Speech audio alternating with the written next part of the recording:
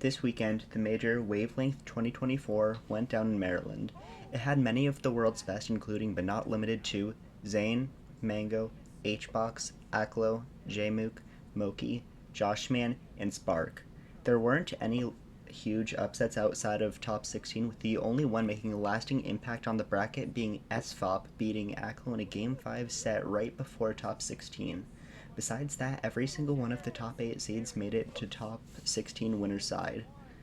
On Sunday, Jmook slept in late and immediately got DQ'd from both winners and losers side, which would knock him out at 9th.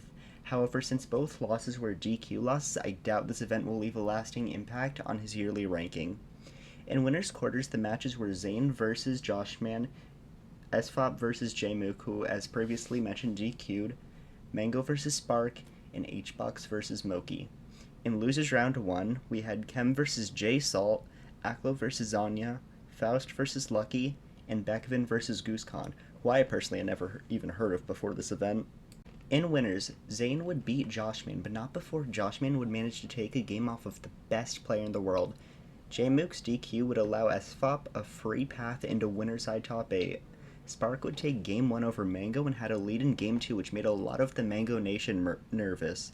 But Mango clutched up and managed to win 3 games in a row, including a Game 4 4-stock to win the set at 3-1.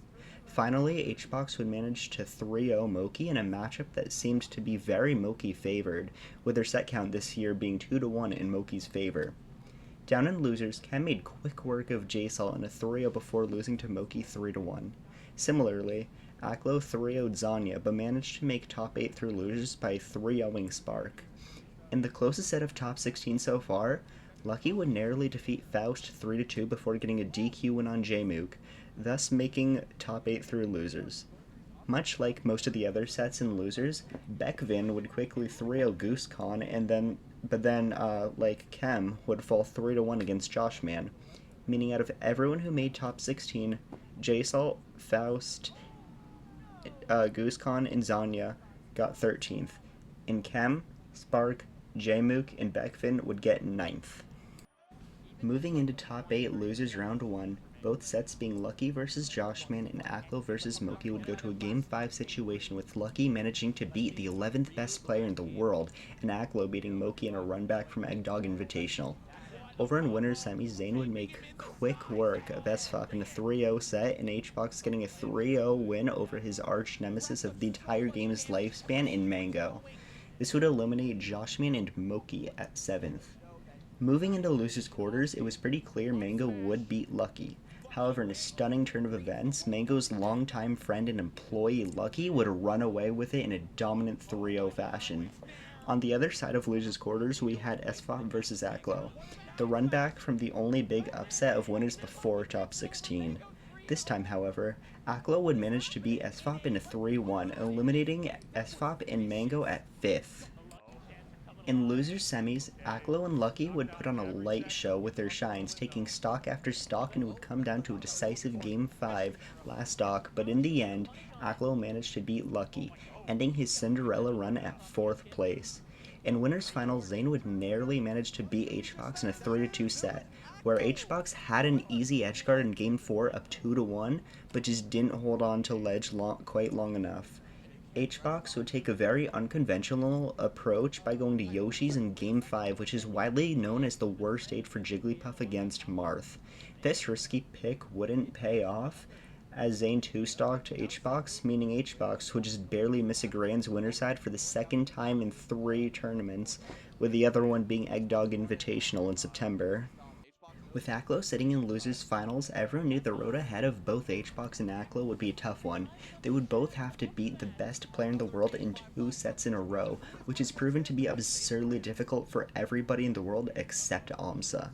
In the end, Aklo would continue his insane losers run by beating Hbox in a tight Game 5 set, ending the greatest Jigglypuff of all time's run at 3rd place. Over the past few tournaments, Aklo has gone above and beyond, proving he has what it takes to potentially take down the best players in the world, losing heartbreaking Game 5 sets to both Zane and Cody at Riptide, but that did give hope to many players for his future. and although he did have a very impressive run at this event, he would ultimately fall to Zayn in a 3-0 set. However, the last two games in particular were very close, and if Aklo can play just a tiny bit better, I believe Aklo might be able to win his first major. With the year coming to an end very quickly, there's only two majors left and a very clear player to defeat if anybody wants to take the #1 spot from Zayn this year.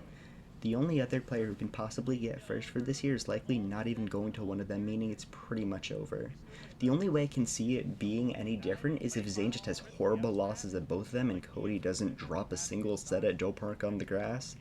There is room for somebody else to make it into the top 5, however, likely either being HBox or Aklo, with second place finishes at majors and looking very strong going into the last few weeks of the season.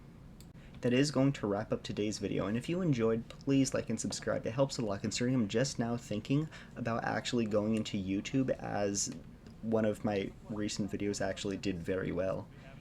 If this video does well, I will most definitely come back and make recaps for the last two majors of the year and just generally keep uploading. Thank you so much for watching, and goodbye.